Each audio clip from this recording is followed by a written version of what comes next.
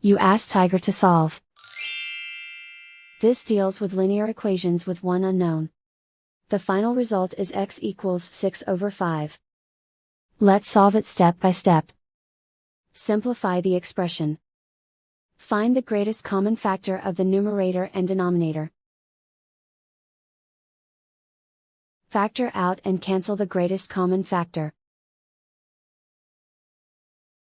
Group all x terms on the left side of the equation. Subtract x from both sides. Group like terms.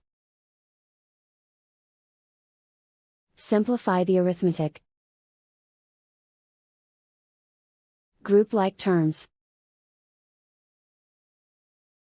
Simplify the arithmetic. Group all constants on the right side of the equation. Add 3 to both sides. Simplify the arithmetic.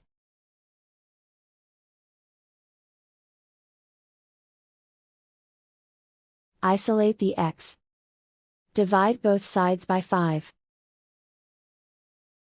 Simplify the fraction. And so the final result is x equals 6/5.